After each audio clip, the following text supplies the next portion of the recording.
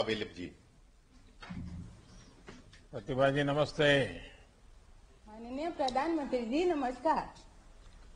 तो मराठी बोलता है या कोंकणी बोलता है? हिंदी आती है हाँ। थोड़ी थोड़ी आती है।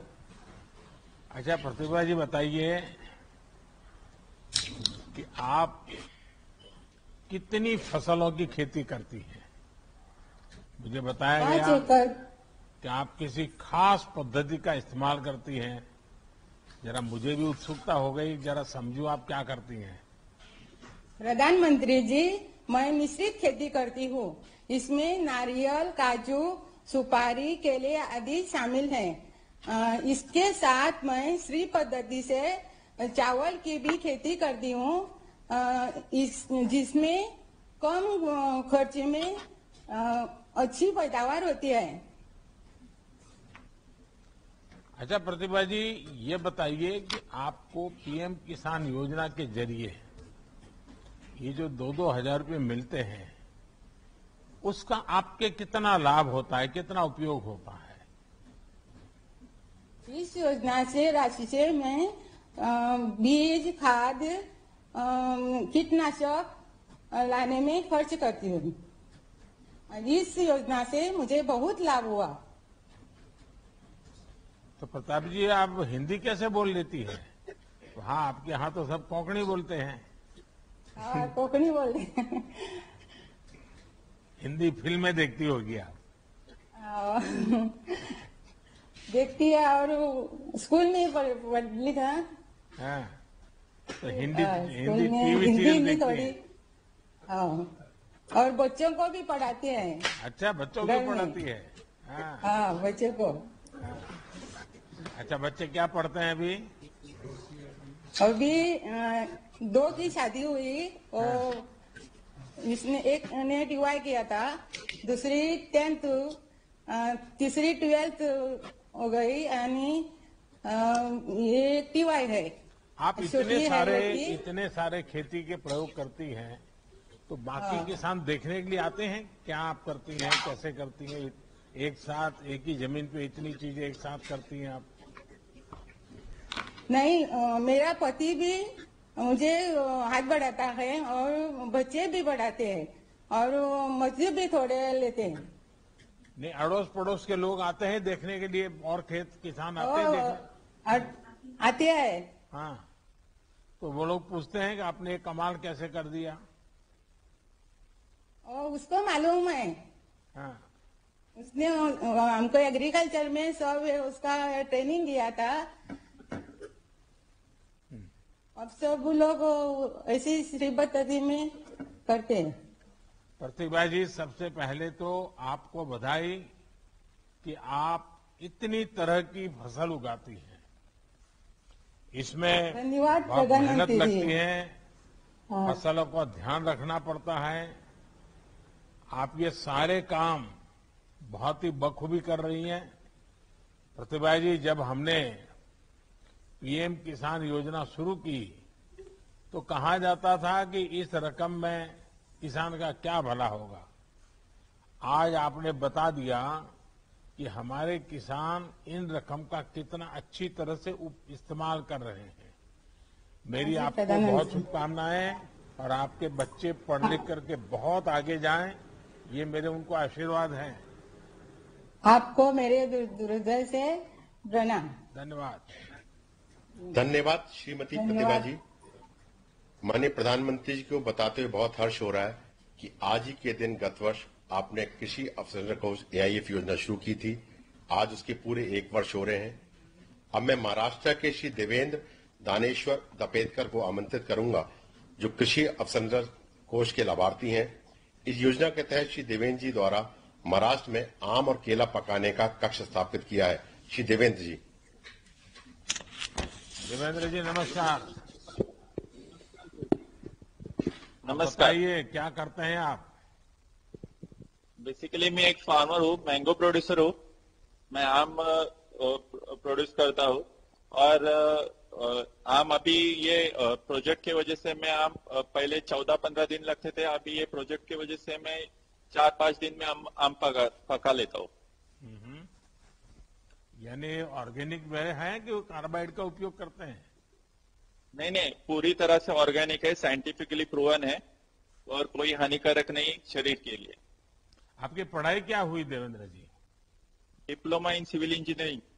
अच्छा, फिर आप खेती में लग गए? हाँ, पिताजी पहले से ही खेती करते थे, उसके बाद मैं और मेरा भाई और पूरी फैमिली लगती है फार्मिंग में सब, मैंगो और कैशू। आप फसल पकाने का काम करते हैं तो फसल कभी कभी खराब भी हो जाती होगी, फल को पकाते हैं आप तो?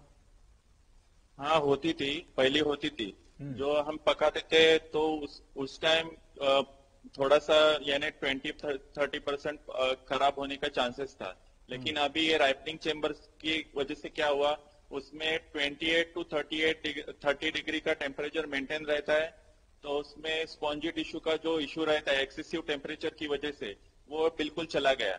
28 to 30 डिग्री मेंटेन होता है और उसमें स्पॉन्जी टिश्यू निकल गया है सब।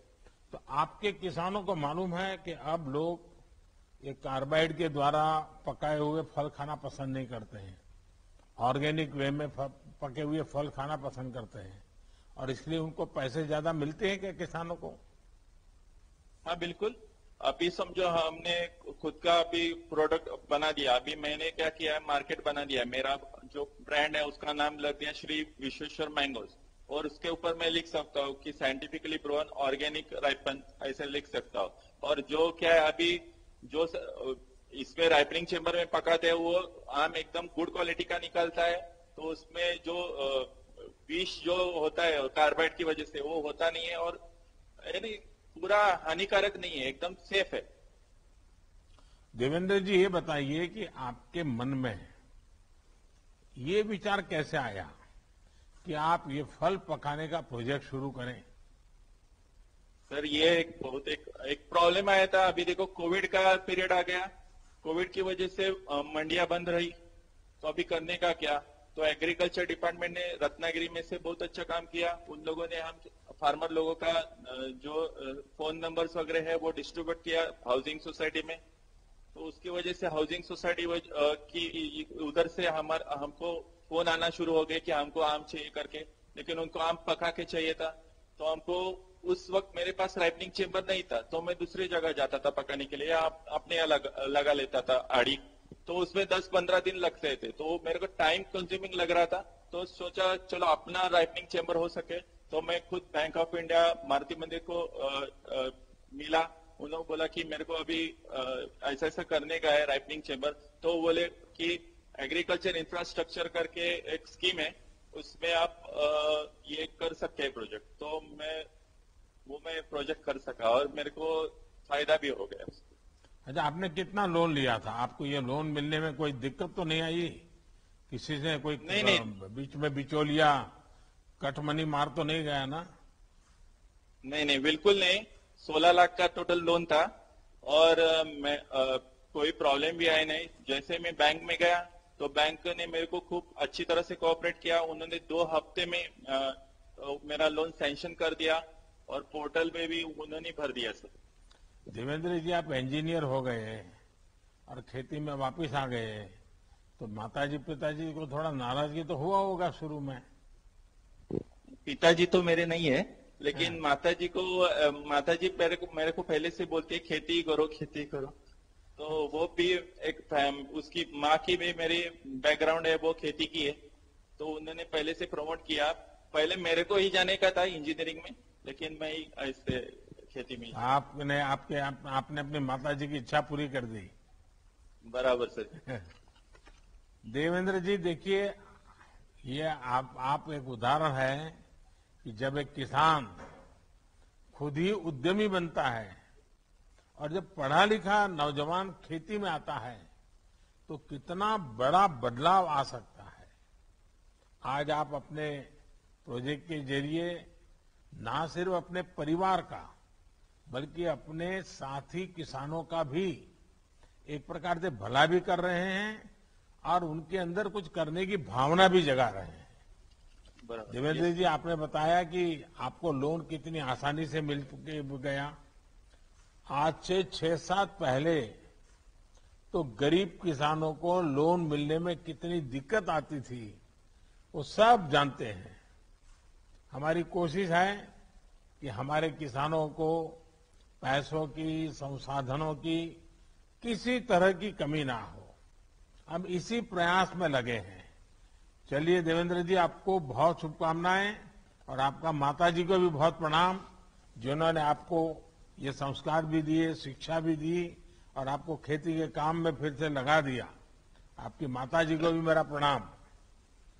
सर जी, आप आम के सीजन में जरूर आ जाइए। अरे वाह, देखिए रत्नागिरी का आप तो बड़ा फेमस रहता है भाई, लेकिन इस बार तो आप लोग बाढ़ के कारण भी बहुत परेशान हो गए।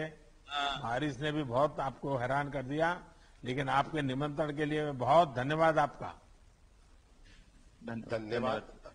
धन्यवाद जी। अब मैं उत्तर प्रदेश के श्री श्यामाचरण उपाध्याय जी को आमंत्रित करूंगा, जो कृषि अवसंरचना कोष के स्थापित परियोजना के लाभार्थी हैं। श्री श्यामाचरण उपाध्याय जी एक एफपीओ के संचालक हैं, उसके निदेशक भी हैं। श्री उपाध्याय जी। श्यामाचरण जी नमस्ते। नमस्कार सर। श्यामाचरण जी, बताइए कि आपके पास जमीन कितनी है और आप स्वयं कितनी फसल उगाते हैं? मेरा नाम सर श्यामाचरण उपाध्याय है। मैंने Maddy Aroma Agro Producer Company का गठन किया सन 2018 में और अपने 517 सदस्यों के माध्यम से हम औषधि एवं सघन फसलों की खेती करा रहे हैं। पहले क्या करते थे आप? पहले सर मैंने वनस्पति विज्ञान से स्नातक किया था और बीएड की डिग्री प्राप्त की थी। हमारे पिताजी फार्मर थे। उसके बाद मैं एक इंश्योरेंस कंपनी में एग्जीक्यूटिव ऑफिसर के पद पर था। तो उसके बाद मेरा लगाव जो था कृषि की तरफ था, और चूंकि वनस्पति विज्ञान से मैंने स्नातक किया था तो औषधि और इन पौधों की तरफ ज्यादा रुचि थी मेरी। तो मैंने सीमैप से ट्रेनिंग ली। आप तो सरकार को भी जानते हैं, आप सब्जेक्ट को भी जानते हैं और पूरी तरह आपने तो जीवन इसमें खपाया है। तो मुझे तो पक्का विश्वास है कि आपको सरकार की किस योजना का लाभ लेना चाहिए, कैसे लाभ लेना चाहिए, इसका पूरा पक्का ज्ञान होगा आपको। तो हाँ सर, तो अभी जो है एग्रीकल्चर इंफ्रास्ट्रक्चर फंड से हमारे जनपद में शिवांचल आइस एंड चिलिंग प्लांट लगा हुआ है। तो हम अपनी औषधि फसलें हैं, फल हैं, सब्जियां हैं, तो इनको उसमें रखते हैं। जब मूल्य कम होता है, लेकिन जैसे ही मूल्य बढ़ता है तो वहां से निकाल कर हम मार्केट में बेचते हैं। तो इससे हमारे सदस्यों को, फार्मर सदस्यों को काफी लाभ हो जाता है और उसकी गुणवत्ता भी बनी रहती है। अच्छा उपाध्याय जी, ये बताइए कि पहले जब आप अकेले बाजार में फसल बेचते थे और अब आप एक एफपीओ बनाकर फसल बेचते हैं, तो आपको तो फर्क समझ आता होगा, लेकिन जो किसान आपके साथ जुड़े हैं वो क्या फर्क महसूस करते हैं? जी सर, हमारे जो सदस्य फार्मर हैं उनके लगभग 280 एकड़ भूमि है, 200 हेक्टेयर भूमि है। तो हमारा उद्देश्य ये है कि जो हमारे सदस्य किसान हैं वो परंपरागत खेती के साथ साथ नवीन फसलें करें, उनकी वैल्यू एडिशन करें और मार्केट में अच्छा मूल्य प्राप्त करें। और इनकम अच्छी होती है पहले की तुलना में? हाँ जी सर। कितना फर्क आया होगा? अब कितना फर्क आया होगा? पहले मानो 100 रुपया मिलता था तो अभी कितना मिलता होगा? जी सर। पहले मानो अगर 100 रुपया मिलता था तो आज 100 के बदले में कितना मिलता होगा? पहले से सर काफी अच्छा हो रहा है इस समय, क्योंकि एक तो ये एग्रीकल्चर इंफ्रास्ट्रक्चर फंड से ये जो हमारा चिलिंग प्लांट बना, इससे भी हमको काफी इनकम में वृद्धि हुई है। क्योंकि हमको मूल्य में, जैसे हमारा मूल्य बढ़ता है तो हम इससे निकालकर मार्केट में बेच देते हैं, तो इससे काफी हमको राहत मिली है। उपाध्याय जी, मुझे बताया गया कि आप लोग भी अपने जिले में बने आइस एंड चिलिंग प्लांट का इस्तेमाल करते हैं। ये जो सुविधा मिली है इसके कारण भी आपकी फसलों को काफी फायदा होता होगा? सर, इससे ये है कि जब फसल तैयार होती है तो उस समय जो मूल्य अगर होता है, कम होता है, तो हम उसका उपयोग इस योजना के तहत तो उसमें रख देते हैं, और जैसे ही मूल्य बढ़ता है, हम देखते हैं मार्केट में मूल्य अच्छा है तो हम इसको निकालकर मार्केट में बेच देते हैं। तो इससे हमें काफी लाभ है। पहले हमको तुरंत बेचना पड़ता था। देखिए श्यामा जी, आपने खुद बताया कि जब हमारे किसान एक एफपीओ बनाकर उपज बेचते हैं तो उनके जीवन में कितना बड़ा फर्क पड़ता है। इसी तरह जिले में एक आइस एंड चिलिंग प्लांट बनने में भी कितना बदलाव आया है। पिछले 6-7 साल में हमारी सरकार किसानों की आय दोगुनी करने के लिए ऐसे ही इकोसिस्टम बनाने का प्रयास कर रही है। जैसे आप सब ने कासगंज में इसको बनाया भी है और उसका उपयोग भी कर रहे हैं। कोल्ड स्टोरेज देने के लिए आपको बहुत बहुत बधाई। हमारे जिला में ये योजना हमको मिली है, आपको बहुत बहुत बधाई। बहुत चलिए, मेरी भी आप सबको बहुत शुभकामनाएं हैं और आप सब किसान बहुत प्रगति करें। धन्यवाद। अब हम माननीय प्रधानमंत्री जी से नेशनल सैफरन मिशन के तहत जम्मू और कश्मीर स्थित केसर पार्क के एक लाभार्थी से सीधा संवाद स्थापित करने के लिए अनुरोध करेंगे। मैं जम्मू कश्मीर के पंपोर जिले के श्री अब्दुल मजीद वानी को आमंत्रित करूंगा, जो सैफरन पार्क की योजना के लाभार्थी हैं। श्री अब्दुल जी। अब्दुल जी नमस्कार। नमस्कार जी। नमस्कार जी। अब्दुल जी बताइए आपकी खेती के संबंध में जरा। मैं सर यहाँ एक सैफरान ग्रोवर हूँ सर। पिछले 30 साल से मैं यही खेती कर रहा हूँ खुद ही। ये जो सैफरान था थोड़ा पीछे गया था, लेकिन जनाब गवर्नमेंट की मुदाखलत से, गवर्नमेंट की कोशिश से अब ये दोबारा रिव्यू हुई है। एक तो सैफरान मिशन मिला है, उससे तो 2 फायदे हुए हर एक किसान को। एक तो मिल गया उसको कि नई टेक्नोलॉजी मिल गई, दूसरा सर उसको कि इंसेंटिव में मिल गए। उसके साथ साथ जो उसने नया तरीका लगाया अपनी खेत में, उसका इंसेंटिव भी आ गया और उसको क्रॉप भी बढ़ गया। तो ये एक मिशन के तहत हमारी बहुत सैफरान जितने भी ग्रोवर है सबको सर फायदा आ गया इसका। अब्दुल जी, आपकी जमीन कितनी है? है सर जमीन बहुत, लेकिन सर 30-40 कनाल में हमारी सैफरान ही है सर, सिर्फ सैफरान ही है सर। अच्छा, पहले कितनी कमाई होती थी, अब इसमें ज्यादा कितनी कमाई होती है? पहले सर कुछ नहीं, यहाँ हमारे क्या मार्केटिंग होती थी, कुछ नहीं सर। मसला हमारा बिक जाता था 90 से 1 लाख या 1,10,000 रुपए में। जब से सर ये स्पाइस पार्क यहाँ वजूद में आ गई, आपकी वसादत से हमारी आमदनी अब डबल हो गई है। मसलन 2,25,000 भी 2,30,000 रुपए भी हो जाता है। यहाँ पर जो ये एक्शन हुई है हमारी सैफरान की, हर एक फार्मर की, जितने भी यहाँ मुझे जुड़े हुए हैं अभी, तो डबल फायदा हो गया। ये तो सर आपका जो ख्वाब था 2022 में एक फार्मर की डबल आमदनी होगी, लेकिन आपकी वसादत से हमारी आमदनी 21 में ही डबल हो गई सर। ये तो हम आपको बहुत ही धन्यवाद देते हैं सर। अच्छा अब्दुल जी, आपको किस योजना का लाभ मिला और इसके आपके जीवन में कितना फायदा पहुंचा? मिशन के तहत साहब, दूसरा तो ये जो GI टैग हमें मिल गया, यहाँ एक पहचान मिल गई कश्मीरी सैफरान की, ये तो हमारे लिए बहुत एक बड़ी बात है। हमें कुछ नहीं आता था मार्केट से, लेकिन जब से ये स्पाइस पार्क वजूद में आ गई सर, उससे हमें डबल फायदा आ गया सर।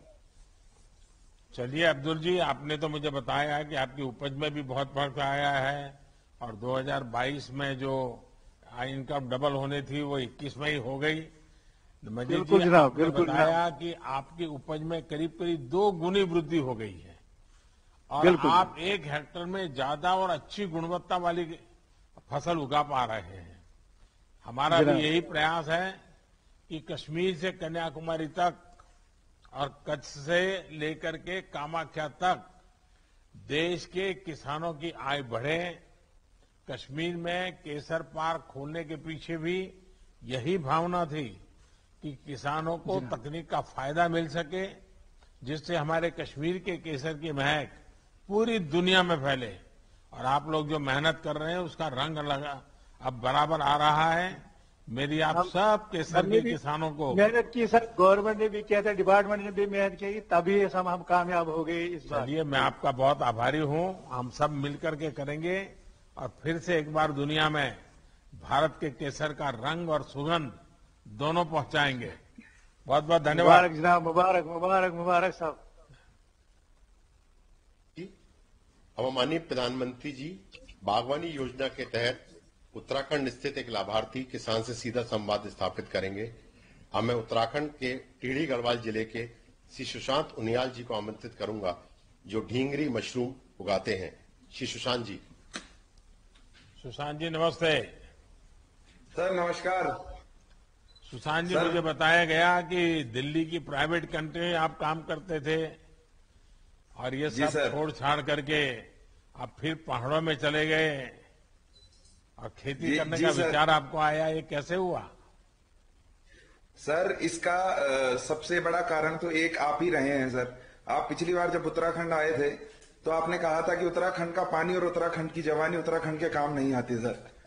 तो सर वो चीज थी कि हम लोग इसी माटी से जुड़े हुए हैं, पहाड़ों से जुड़े हुए हैं, और हम लोग जब पढ़ लिख जाते हैं तो फिर बाहर शहरों में चले जाते हैं। लेकिन आज जो पहाड़ों में सबसे बड़ी समस्या है वो है सर पलायन की। सो पलायन की समस्या थी, लोग धीरे धीरे गांव छोड़ के जा रहे थे। तो वही देखते हुए फिर वापस आए कि अगर युवा वापस पहाड़ों की तरफ आएगा तो सब लोग वापस आना शुरू करेंगे। और फिर वो जो पुराने लोगों ने मकान छोड़े हुए थे, खंडर मकान थे, उस पे प्रयोग के तौर पर सर मशरूम फार्मिंग शुरू की। और जब पहले साल 30-40 हजार रुपए की आमदनी हो गई तो उसके बाद ये दिमाग में आया कि अब व्यावसायिक तौर पर इसका काम करना चाहिए सर। तो फिर जिला उद्यान अधिकारी जी से मिला और उन्होंने मुझे बताया कि इसके अंतर्गत एक स्कीम है MIDH की, और दूसरा मशरूम निदेशालय सोलन में जाके आपको 10 दिन का प्रशिक्षण लेना पड़ेगा सर। सो वहां गए, वहां से प्रशिक्षण लेने के बाद और 28.68 लाख रुपए की सर मैंने एक प्रोजेक्ट रिपोर्ट उद्यान विभाग को दी, जिसमें से 8 लाख रुपए का अनुदान MIDH स्कीम के द्वारा मुझे दिया गया सर, और 18.68 लाख रुपए मुझे बैंक द्वारा ऋण दिया गया सर। अच्छा सुशांत जी, आपको मशरूम के ही क्यों चुना? सर मशरूम चुनने का सबसे बड़ा कारण ये रहा सर कि एक तो यहाँ पे जो किसानी होती है उसमें थोड़ा बंदर फसल को बर्बाद कर देते हैं, जंगली सूकर होते हैं वो बर्बाद कर देते हैं फसल। ये मशरूम की जो खेती है सर ये पूरी तरह से इंडोर है, और तो इसलिए, और एक और मुख्य जो सबसे बड़ा कारण है सर, ज्यादातर मशरूम की खेती कंट्रोल्ड एनवायरनमेंट में की जाती है, AC लगाए जाते हैं टेम्परेचर मेंटेन करने के लिए। लेकिन हमारे यहाँ पे जो सबसे अच्छी चीज है सर, 9 महीने तक इसकी जलवायु इसको प्राकृतिक तौर पर इसको सपोर्ट करती है। तो ये फैसला इसलिए लिया गया सर। देखिए, आपको मालूम होगा हिमाचल में सोलन मशरूम सिटी के नाम से जाना जाता है। अब आपने भी अपनी एक पहचान बनानी चाहिए, तो और भी किसान जुड़े हैं क्या इसमें? सर बहुत ये सबसे अच्छी बात रही है सर कि बहुत सारे लोग आते हैं, और अभी तक टिहरी के आसपास ही कम से कम 3-4 छोटी छोटी यूनिट बनना शुरू हो गई हैं सर, जिस जिले में मैं हूं। उसके अलावा हम किसानों के लिए जो बहुत ज्यादा पढ़े लिखे नहीं है सर, बहुत ज्यादा साक्षर किसान नहीं है, तो उनको हम एक चीज का अश्योरेंस देते हैं कि आप सिर्फ मशरूम उगाइए, अगर आपको कहीं मार्केटिंग में किसी भी प्रकार की कोई समस्या होती है तो वो हम आपका प्रोडक्ट मार्केट करके जाएंगे, आप उगा के हमें दे दीजिए, हम आपका मशरूम बेच के आएंगे सर। सुशांत जी, आप जो काम कर रहे हैं जी सर, उसमें जैसा आपने बताया कि सरकार ने इतना पैसा दिया, बैंक से आपसे पैसा मिला, क्या बाकी किसानों को भी अब ये इसी प्रकार की मदद मिल रही है? जी सर, बिल्कुल मिल रही है सर, क्योंकि हॉर्टिकल्चर की MIDH स्कीम जब भी उद्यान अधिकारी गांव में भी आते हैं तो वो भी लोगों को इस प्रकार बताते हैं। और सबसे अच्छी चीज ये होता है सर कि जितने भी पुराने, जैसे अब मेरी यूनिट को 2 साल हो गए हैं सर, तो हर एक किसान को वहां से मेरा नंबर दे दिया जाता है, जिसको अगर कोई प्रशिक्षण भी लेना है और क्या क्या फॉर्मेलिटीज होंगी उसके लिए, वो सारा का सारा उसको बता दिया जाता है सर हमारे द्वारा। ये आपका स्थान कहां पर है? ये सर टिहरी गढ़वाल डिस्ट्रिक्ट है सर उत्तराखंड का, और उसका एक विकास खंड है चंबा, उससे 7 किलोमीटर आगे सर उत्तरकाशी के लिए एक रोड जाती है जो गंगोत्री जाती है, गंगोत्री धाम, वहीं पे 7 किलोमीटर आगे है सर, रोड से 7 किलोमीटर आगे। जी सर। सुशांत जी, बहुत अच्छा लगा कि दिल्ली में पढ़ाई और नौकरी करने के बाद आप अपने गांव में लौटे, और आपने सही पकड़ा। मैं जब भी उत्तराखंड में आया हूं एक बात बोलता रहता था कि उत्तराखंड का हमारे पहाड़ों का एक प्रॉब्लम रहता है कि पहाड़ों का पानी और पहाड़ों की जवानी पहाड़ के काम नहीं आती है, और इसलिए हमने उसको उलट करना है। आज आपके माध्यम से वो उलट हो रहा है, और पहाड़ की जवानी फिर पहाड़ के काम आ रही है, ये मेरे लिए बहुत खुशी की बात है। वहां पर लोगों को पलायन न करने के लिए आपने प्रेरित किया है। आप जैसा पढ़ा लिखा युवा जब खेती करता है तो कितना बदलाव आता है। हमारी सरकार की कोशिश है कि हम गांव और शहर में सुविधाओं के भेद को कम से कम कर सकें। जो युवा अपने गांव में आकर खुद के लिए, अपने गांव के लिए कुछ करना चाहते हैं, उनकी हर स्तर पर मदद कर सके। देश भर में ऐसे युवाओं के लिए आप प्रेरणा है। आपको मेरी बहुत बहुत बधाई, बहुत बहुत शुभकामनाएं। धन्यवाद। जी सर, आपका बहुत बहुत धन्यवाद सर। अब माननीय प्रधानमंत्री जी पूर्वोत्तर क्षेत्रों के लिए mission organic value chain development योजना के तहत स्थापित परियोजना के एक लाभार्थी से सीधा संवाद स्थापित करेंगे। मैं मणिपुर की श्रीमती थिंगचा गंगोट से आमंत्रित करूंगा, जो भारत सरकार द्वारा चलाए गए मिशन वैल्यू चेन डेवलपमेंट योजना के लाभार्थी हैं। श्रीमती थिंगचा जी। नमस्ते जी। Namaste, Honorable Prime Minister, sir. Can you tell us about your family and the kind of agriculture activity you do? Yes, sir. I'm a pineapple farmer from Bonglon village, Chusanpur district, Manipur. And I'm a mother of 2 children. I cultivate Q pineapple in 6 acres of my own land. The pineapple grown here in Manipur is very sweet, and it is famous for its excellent taste and its quality, sir. How do you sell your pineapples? Sir, actually, our FPC Lohomi Farmer Producer Company has signed an agreement with Mera Foods. Mera Foods proprietor who is sitting just next to me, Madam Supra, is the proprietor, and she is also an entrepreneur, women entrepreneur, and she is also working for the welfare of women and also for working on processing of organic pineapples. Those pineapples that we supply to her are processed into slice, cubes, in cans, and pineapple jams, pineapple candy, pineapple squash extra for exports. This increases the demand of our pineapple resulting in better prices, sir. And not only that, we also, our FPC is also tied up with many other marketing agencies. They send our pineapple to other states, many major cities of the country, and even to Europe, sir. What assistance benefit have you got from the government? Sir, the assistance that we get from the government, sir, like MOVCD NER scheme. Under that MOVCD NER scheme, we get free planting materials and DBT, direct bank transfer of rupees 7,500 for 2 years to buy organic inputs. And organic certifications were also issued to the farmers, and also from farmer producer company. And before that, in the year 2014-15, my farm income was only rupees 50,000, with productivity of 12 metric ton per hectare. And after joining this MOVCD scheme, and with the introduction of this organic farming, our farming condition is getting much better than before. So now I can earn my farm income rises to 4 lakhs with productivity of 25 metric ton per hectare, sir. And besides this, sir, I myself is also one of the PM Kisan beneficiary. I received 2,000 each in every installment, sir. All this assistance help my agriculture more productive and profitable, sir. चलिए, बहुत बहुत धन्यवाद आपका। इस समय तो पूरा देश मणिपुर का फैन हो गया है। ऐसा लग रहा है लोग मणिपुर को मीरापुर बोलने लग गए हैं। पहले ओलंपिक प्रदर्शन में मीराबाई चानू और अब आप और आपका एफपीओ पूरे भारत के किसानों के लिए एक प्रेरणा है। आपने बताया कि आपकी आय बढ़ गई है। मेरा यही मानना है कि अगर किसान उपज में वैल्यू एडिशन करता है, सप्लाई चेन का हिस्सा बनता है, तो उसकी आय काफी बढ़ जाती है। आप इसका बहुत बड़ा उदाहरण है। आप ऐसे ही अच्छा काम करते रहिए। सरकार की तरफ से आपको पूरा सहयोग मिलेगा। मणिपुर सरकार भी काफी कर रही है, भारत सरकार भी कर रही है, और ये डबल इंजन की सरकार आपके विकास और किसानों की भलाई के लिए काम कर रही है। बहुत बहुत धन्यवाद, बहुत बहुत शुभकामनाएं।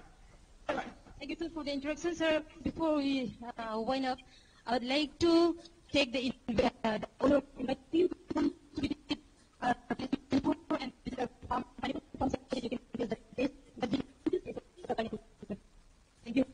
Thank you for the introduction, sir. धन्यवाद। Thank you. धन्यवाद। माननीय प्रधानमंत्री जी का किसानों से संवाद हेतु बहुत बहुत धन्यवाद। वह माननीय प्रधानमंत्री जी से देश को संबोधित करने का अनुरोध करेंगे। माननीय प्रधानमंत्री।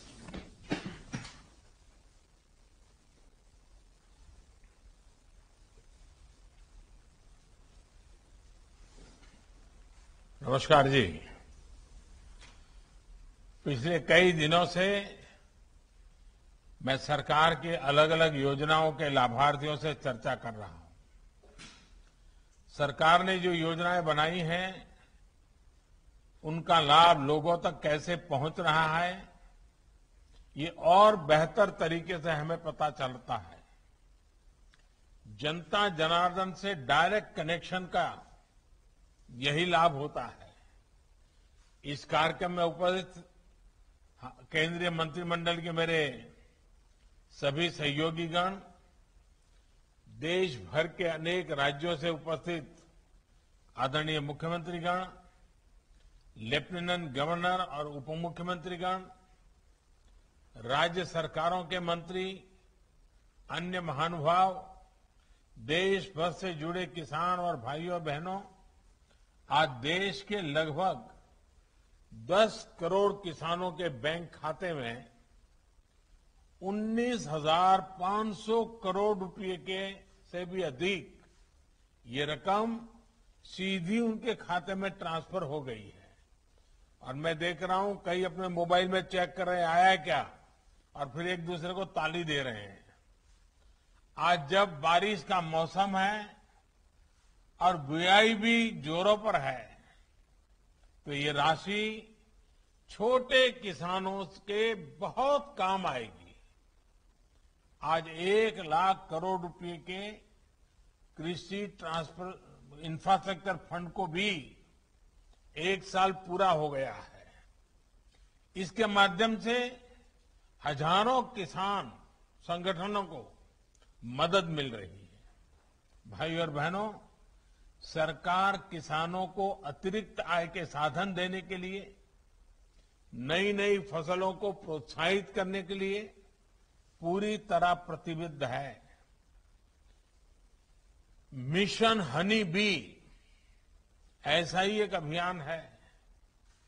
मिशन हनी बी के चलते बीते साल हमने लगभग 700 करोड़ रुपए के शहद का एक्सपोर्ट किया है, जिससे किसानों को अतिरिक्त आय हुई है। जम्मू कश्मीर का केसर तो वैसे भी विश्व प्रसिद्ध है। अब सरकार ने ये फैसला लिया है कि जम्मू कश्मीर का केसर देश भर में नाफेड की दुकानों पर उपलब्ध होगा। इससे जम्मू कश्मीर में केसर की खेती को बहुत प्रोत्साहन मिलने वाला है। भाइयों और बहनों, आप सभी से ये संवाद ऐसे समय में हो रहा है जब हम आजादी का अमृत महोत्सव मना रहे हैं। अब से कुछ दिन बाद ही 15 अगस्त आने वाला है। इस बार देश अपना 75वां स्वतंत्रता दिवस मनाने जा रहा है।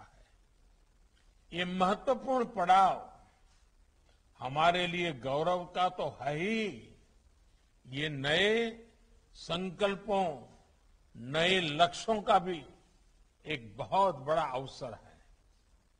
इस अवसर पर हमें ये तय करना है कि आने वाले 25 वर्षों में हम भारत को कहां देखना चाहते हैं।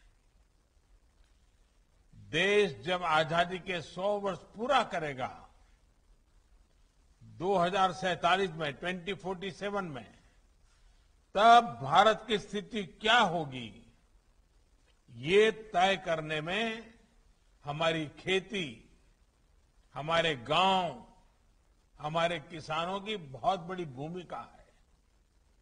ये समय भारत की कृषि को एक ऐसी दिशा देने का है जो नई चुनौतियों का सामना कर सके और नए अवसरों का भरपूर लाभ उठा सके। भाई और बहनों, इस दौर में बहुत तेजी से हो रहे बदलावों को हम सभी साक्षी हैं। चाहे मौसम और प्रकृति से जुड़े बदलाव हो, खान पान से जुड़े बदलाव हो, या फिर महामारी के कारण पूरी दुनिया में हो रहे बदलाव हो। हमने बीते 1.5 वर्ष में कोरोना महामारी के दौरान इसको अनुभव भी किया है।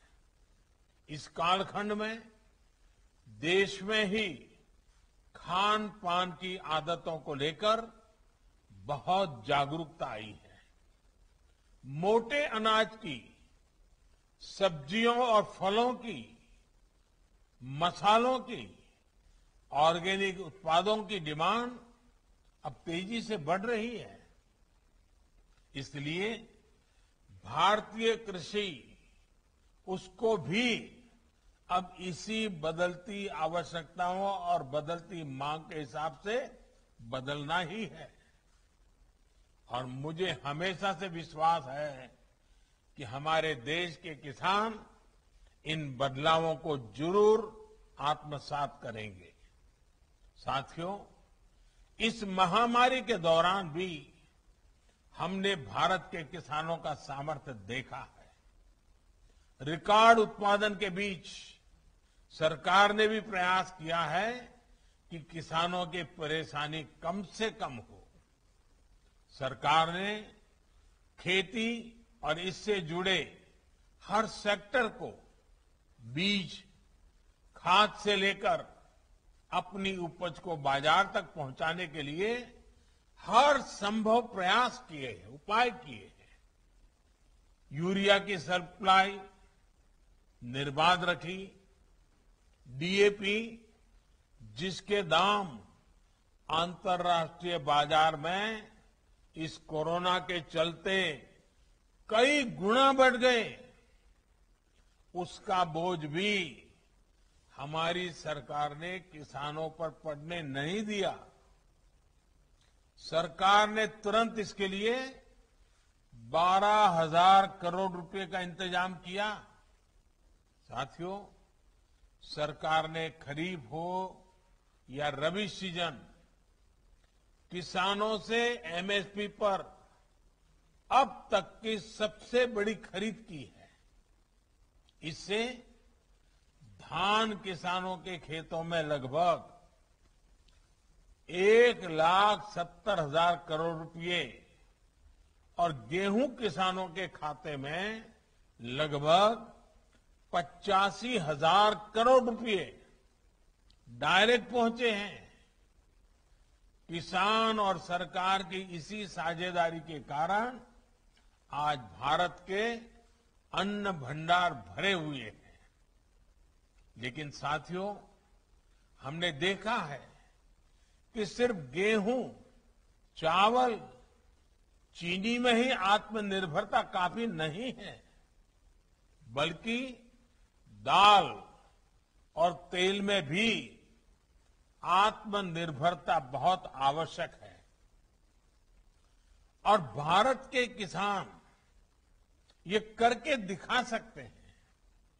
मुझे याद है कि कुछ साल पहले जब देश में दालों की बहुत कमी हो गई थी, तो मैंने देश के किसानों से दाल उत्पादन बढ़ाने का आग्रह किया था। मेरे उस आग्रह को देश के किसानों ने स्वीकार किया। परिणाम ये हुआ कि बीते 6 साल में देश में दाल के उत्पादन में लगभग 50% की वृद्धि हुई है। जो काम हमने दलहन में किया या अतीत में गेहूं धान को लेकर किया, अब हमें वही संकल्प खाने के तेल के उत्पादन के लिए भी लेना है। ये खाद्य तेल में हमारा देश आत्मनिर्भर हो, इसके लिए हमें तेजी से काम करना है। भाइयों और बहनों, खाने के तेल में आत्मनिर्भरता के लिए अब राष्ट्रीय खाद्य तेल मिशन ऑयल पाम का संकल्प लिया गया है। आज देश भारत छोड़ो आंदोलन को याद कर रहा है, तो इस ऐतिहासिक दिन ये संकल्प हमें नई ऊर्जा से भर देता है। इस मिशन के माध्यम से खाने के तेल से जुड़े इकोसिस्टम पर 11,000 करोड़ रुपए से अधिक का निवेश किया जाएगा। सरकार ये सुनिश्चित करेगी कि किसानों को उत्तम बीज से लेकर टेक्नोलॉजी, उसकी हर सुविधा मिले। इस मिशन के तहत ऑयल पाम की खेती को प्रोत्साहन देने के साथ ही हमारी जो अन्य पारंपरिक तिलहन फसलें हैं, उसकी खेती को भी विस्तार दिया जाएगा। साथियों, आज भारत कृषि निर्यात के मामले में पहली बार दुनिया के टॉप 10 देशों में पहुंचा है, पहले 10 देशों में पहुंचा है। कोरोना काल में ही देश ने कृषि निर्यात के नए रिकॉर्ड बनाए हैं। आज जब भारत की पहचान एक बड़े कृषि निर्यातक देश की बन रही है, तब हम खाद्य तेल की अपनी जरूरतों के लिए आयात पर निर्भर रहें, ये बिल्कुल उचित नहीं है। इसमें भी आयातित ऑयल, पाम ऑयल का हिस्सा 55% से अधिक है। इस स्थिति को हमें बदलना है। खाने का तेल खरीदने के लिए हमें जो हजारों करोड़ रुपए विदेश में दूसरों को देना पड़ता है, वो देश के किसानों को ही मिलना चाहिए। भारत में पाम ऑयल खेती के लिए हर जरूरी संभावनाएं हैं। नॉर्थ ईस्ट और अंडमान निकोबार द्वीप समूह में विशेष रूप से इसे बहुत बढ़ाया जा सकता है। ये वो क्षेत्र हैं जहां आसानी से पाम की खेती हो सकती है, पाम ऑयल का उत्पादन हो सकता है। साथियों, खाने के तेल में आत्मनिर्भरता के इस मिशन के अनेक लाभ है। इससे किसानों को तो सीधा लाभ होगा ही, गरीब और मध्यम वर्ग के परिवारों को सस्ता और अच्छी क्वालिटी का तेल भी मिलेगा। यही नहीं, ये मिशन बड़े स्तर पर रोजगार का निर्माण करेगा, फूड प्रोसेसिंग इंडस्ट्री को बल देगा। विशेष रूप से फ्रेश फ्रूट बंच प्रोसेसिंग से जुड़े उद्योगों का विस्तार होगा। जिन राज्यों में पाम ऑयल की खेती होगी वहां ट्रांसपोर्ट से लेकर फूड प्रोसेसिंग यूनिट्स में युवाओं को अनेक रोजगार मिलेगा। भाइयों और बहनों, ऑयल पाम की खेती का बहुत बड़ा लाभ देश के छोटे किसानों को मिलेगा। ऑयल पाम का प्रति हेक्टेयर उत्पादन बाकी तिलहन फसलों की तुलना में बहुत ज्यादा होता है।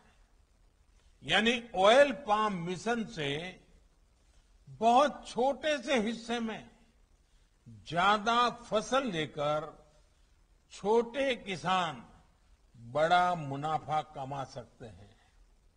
साथियों, ये आप भली भांति जानते हैं कि देश के 80% से अधिक किसानों के पास 2 हेक्टेयर तक ही जमीन है। आने वाले 25 साल में देश की कृषि को समृद्ध करने में इन छोटे किसानों की बहुत बड़ी भूमिका रहने वाली है। इसलिए अब देश की कृषि नीतियों में इन छोटे किसानों को सर्वोच्च प्राथमिकता दी जा रही है। इसी भावनाओं के साथ बीते सालों में छोटे किसानों को सुविधा और सुरक्षा देने का एक गंभीर प्रयास किया जा रहा है। पीएम किसान सम्मान निधि के तहत अब तक 1,60,000 करोड़ रुपए किसानों को दिए गए हैं। इसमें लगभग 1 लाख करोड़ रुपए तो कोरोना के मुश्किल समय में ही छोटे किसानों तक पहुंचे हैं। यही नहीं, कोरोना काल में ही 2 करोड़ से ज्यादा किसान क्रेडिट कार्ड जारी किए गए, जिनमें से अधिकतर छोटे किसान हैं। इनके माध्यम से किसानों ने हजारों करोड़ रुपए का ऋण भी लिया है। कल्पना कीजिए, अगर ये मदद छोटे किसानों को ना मिलती तो 100 वर्ष की इस सबसे बड़ी आपदा में उनकी क्या स्थिति होती। उन्हें छोटी छोटी जरूरतों के लिए कहां कहां नहीं भटकना पड़ता। भाइयों और बहनों, आज जो कृषि इंफ्रास्ट्रक्चर बन रहा है, जो कनेक्टिविटी का इंफ्रास्ट्रक्चर बन रहा है, या फिर जो बड़े बड़े फूड पार्क लग रहे हैं, इनका बहुत बड़ा लाभ छोटे किसानों को ही हो रहा है। आज देश में विशेष किसान रेल चल रही है। इन ट्रेनों से हजारों किसानों ने अपना उत्पाद कम कीमत में, ट्रांसपोर्ट का खर्चा बहुत कम, देश की बड़ी बड़ी मंडियों तक पहुंचाकर अधिक कीमत से माल बेचा है। इसी प्रकार जो विशेष इंफ्रास्ट्रक्चर फंड है, इसके तहत भी छोटे किसानों के लिए आधुनिक भंडारण की सुविधाएं तैयार हो रही है। बीते साल में 6,500 से अधिक प्रोजेक्ट स्वीकृत हो चुके हैं। ये प्रोजेक्ट जिनको मिले हैं, उनमें किसान भी हैं, किसानों की सोसाइटी और किसान उत्पादक संघ भी है, सेल्फ हेल्प ग्रुप भी है और स्टार्टअप्स भी हैं। हाल में एक और बड़ा फैसला लेते हुए सरकार ने तय किया है कि जो राज्यों में हमारी सरकारी मंडियां हैं, उनको भी इस फंड से मदद मिल सके। इस फंड का उपयोग करके हमारी सरकारी मंडियां बेहतर होगी, ज्यादा मजबूत होगी, आधुनिक होगी। भाइयों और बहनों, इंफ्रास्ट्रक्चर फंड हो या फिर 10,000 किसान उत्पादक संघों का निर्माण, कोशिश यही है कि छोटे किसानों की ताकत को बढ़ाया जाए, छोटे किसानों की बाजार तक पहुंच भी अधिक हो और बाजार में मोलभाव करने की उनकी क्षमता भी वृद्धि हो।